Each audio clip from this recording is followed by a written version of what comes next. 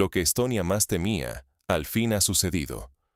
Rusia no solo reclama una parte, sino la totalidad de su territorio.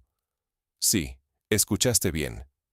En un giro inesperado, Moscú acaba de presentar argumentos históricos y jurídicos que ponen en duda el 100% de la soberanía de Estonia. Todo comenzó cuando el presidente del Parlamento estonio exigió la devolución de unas tierras apoyándose en el Tratado de Tartu, buscando un efecto simbólico y político. Pero esta vez, la jugada le salió al revés. Los rusos no respondieron con indiferencia, sino que contraatacaron usando esos mismos documentos que Estonia esgrimía. El reclamo ruso no solo busca humillar a Estonia, sino que abre la puerta a una crisis que puede desestabilizar a toda la región báltica. Ahora, no hablamos solo de política ni de fronteras. La legitimidad territorial y la estabilidad política de Estonia y sus vecinos están en juego ante un ataque jurídico y narrativo como nunca antes. ¿Cómo llegamos a este punto crítico y qué documentos históricos utiliza Rusia para legitimar sus reclamos? Vamos a analizar el origen de esta crisis y desenterrar los papeles que lo cambiaron todo. ¿Qué dice realmente el Tratado de Tartu y por qué Estonia nunca debió abrir esa puerta? Esa es la pregunta que está en la raíz del conflicto actual entre Rusia y Estonia, un enfrentamiento que va mucho más allá de provocaciones políticas o roces fronterizos. Para entender cómo hemos llegado a una situación en la que Rusia reclama el 100% del territorio estonio y utiliza la historia como un arma jurídica, tenemos que retroceder más de un siglo atrás, a 1920. El Tratado de Tartu fue, en su momento, un hito. Rusia, debilitada por la guerra civil y las convulsiones internas, reconocía voluntariamente la independencia de Estonia. Pero ese reconocimiento venía con una condición central. Estonia se comprometía, bajo ninguna circunstancia y en ningún contexto político, a no reclamar jamás territorios a Rusia. Este compromiso fue la base legal de la independencia estonia y nadie lo discutió durante décadas.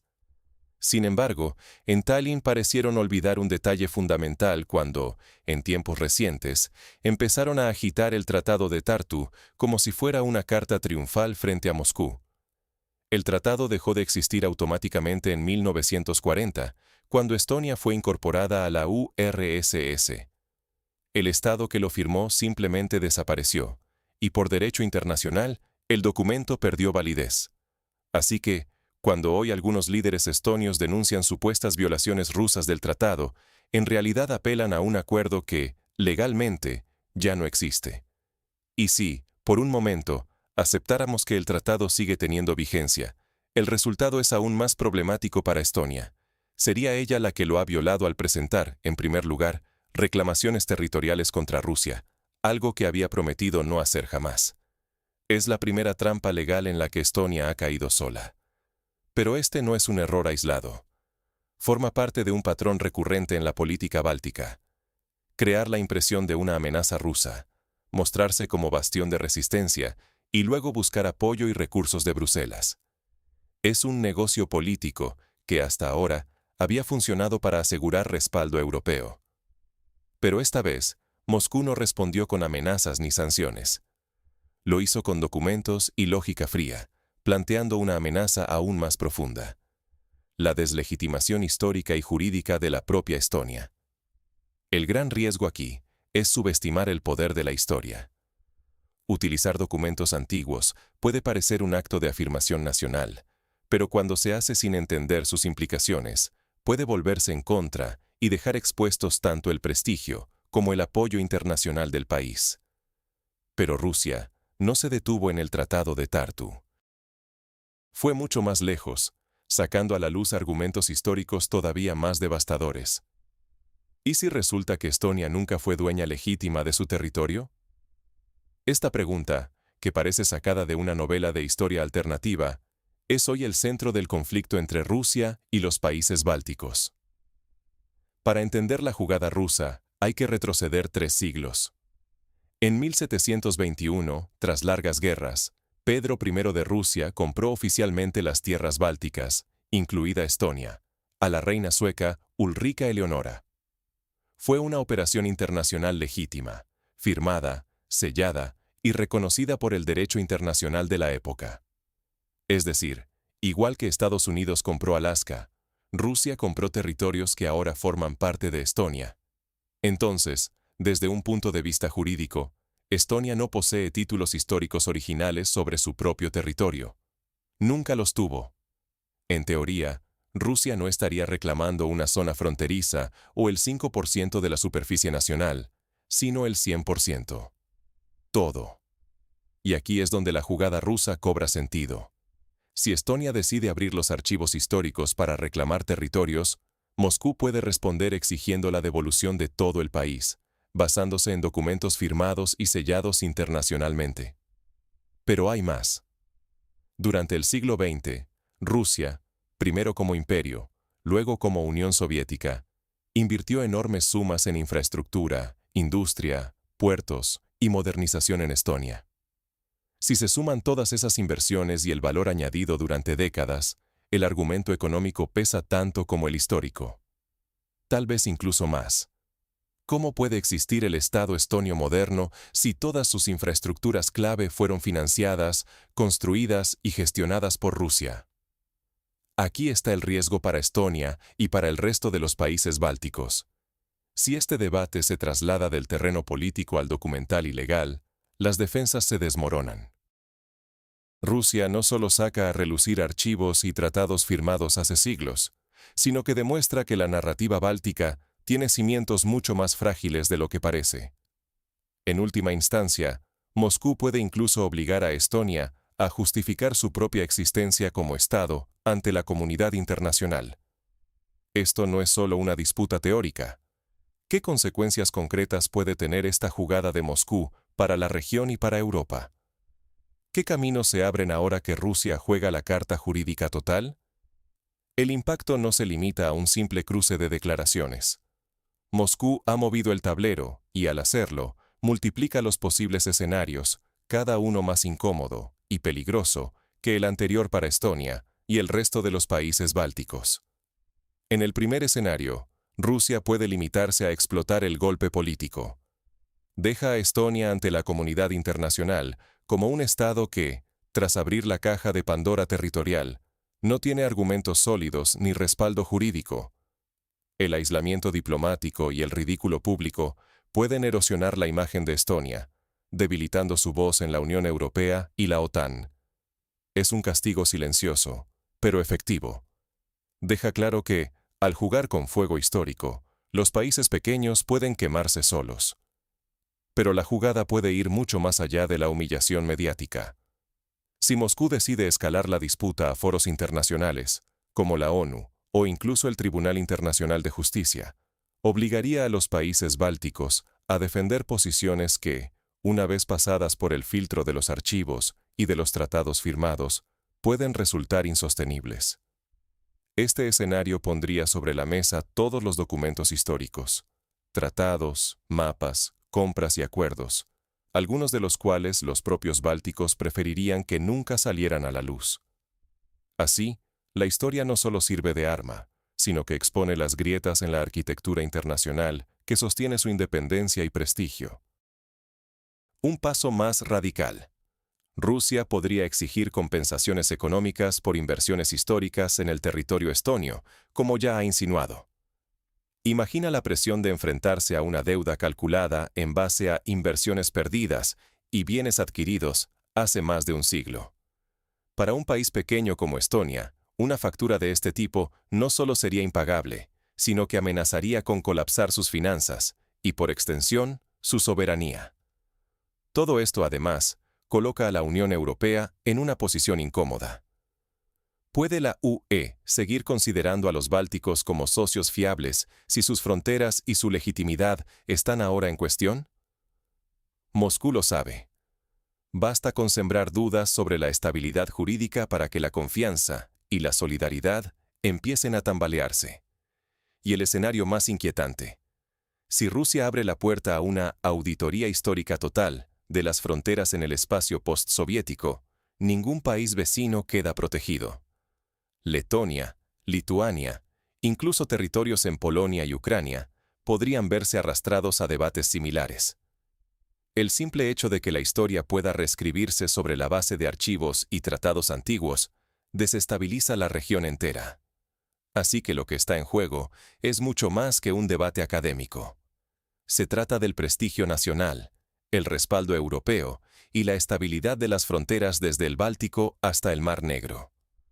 Pero más allá de la política, ¿qué lecciones prácticas quedan para los países pequeños y para cualquier espectador atento a la historia y el poder? Cuando la historia se convierte en arma, ni el mayor paraguas político protege. Lo que acabamos de ver es que Rusia, al poner sobre la mesa antiguos tratados y documentos jurídicos, no solo desafía la memoria colectiva de Estonia, sino que desenmascara la gran debilidad de las repúblicas bálticas, su dependencia de la narrativa de víctima. Durante décadas, Estonia y sus vecinos han basado su política en la construcción de un relato donde siempre están del lado justo, siempre bajo amenaza y siempre mereciendo protección internacional. Pero en el momento en que Rusia responde con archivos, mapas y tratados, en vez de sanciones, amenazas militares o bloqueos económicos, la retórica emocional se queda sin suelo firme. Esta jugada rusa va mucho más allá de una simple revancha. Es una lección práctica de poder blando. Los papeles antiguos, cuando se usan bien, pueden ser más efectivos que cualquier ejército. Y nos enfrenta a una verdad incómoda. La solidez jurídica y la capacidad de controlar la narrativa histórica pesan más que los discursos o los eslogans. Cuando en la mesa de negociaciones se imponen los documentos, los argumentos sentimentales pierden toda fuerza. Es la diferencia entre reclamar con el corazón o con la ley en la mano. Pero hay un riesgo enorme al reabrir heridas históricas. Intentar reescribir la historia, o, peor aún, desafiarla sin tener documentos sólidos, puede tener efectos devastadores y completamente imprevisibles. Rusia no solo responde a Estonia, lanza un mensaje para toda Europa.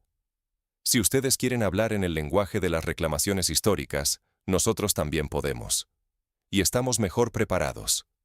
Lo que hoy parece un problema bilateral puede mañana convertirse en una ola de disputas sobre fronteras, legitimidades y deudas históricas en toda la región. Esta crisis revela una fragilidad fundamental. Muchas seguridades nacionales se han construido sobre mitos, sobre relatos emocionales, no sobre acuerdos legales contundentes. Y cuando alguien pone en duda esas bases con pruebas históricas, todo el edificio tambalea. Por eso, no comprender el peso de la historia ni el valor de los documentos puede dejar a cualquier país, o incluso a cualquier persona, sin protección real ante ataques jurídicos y reputacionales. Así llegamos al desenlace. ¿Qué mensaje deja Rusia con esta jugada y cómo debería responder Estonia y el resto de Europa? Vamos a verlo. En política, la historia es el arma definitiva. ¿Sabrá Estonia aprender la lección antes de perderlo todo? Porque lo que estamos viendo no es solo una clásica confrontación diplomática ni un simple intercambio de discursos. Es una partida de ajedrez donde cada movimiento, cada documento, cada línea de un tratado antiguo puede transformar el tablero por completo. Rusia ha demostrado que no necesita mover tanques ni imponer sanciones para sacudir la seguridad de un país. Basta con abrir archivos, desempolvar tratados y hacer preguntas incómodas que muchos preferirían dejar enterradas. El mensaje ruso es claro. No toques la historia si no estás preparado para afrontar toda la verdad. Cuando Estonia decide cuestionar acuerdos pasados y reclamar un pequeño porcentaje de territorio, Rusia responde elevando la apuesta y reclamando el 100%, no como amenaza física inmediata, sino como una demostración brutal de poder legal e histórico. Es una advertencia no solo para Estonia, sino para todos los países bálticos e incluso para la Unión Europea. Las narrativas sobre las que se construyen los estados modernos pueden ser tan frágiles como el papel en el que fueron escritas. Aquí, el verdadero riesgo no es solo la posible pérdida de tierras, sino la desestabilización total de la legitimidad política, del prestigio internacional y de la confianza en el sistema de derecho internacional. Si la historia se convierte en campo de batalla, ningún país está completamente a salvo de que le revisen sus propios cimientos. y eso asusta más que cualquier maniobra militar. Por eso vemos nerviosismo en Tallinn y silencio en Bruselas. Porque todos entienden que jugar con la historia puede salirse de control. El futuro político, la integridad territorial y la posición internacional de Estonia y de otros países pueden depender de saber cuándo es mejor no reabrir ciertos capítulos del pasado. La jugada de Rusia ha dejado claro que, a veces, la fuerza de un argumento histórico o de un documento olvidado puede ser más devastadora que cualquier avance militar. Ahora te pregunto a ti. ¿Crees que Estonia aprenderá de este episodio y decidirá no seguir provocando al gigante ruso? ¿O veremos más movidas arriesgadas, con consecuencias aún más impredecibles para toda la región? Me interesa mucho saber tu opinión. Déjala en los comentarios y sigamos este debate, porque lo que está en juego no es solo un porcentaje de territorio, sino la comprensión de cómo la historia, bien usada, puede redefinir el equilibrio de poder en el mundo actual.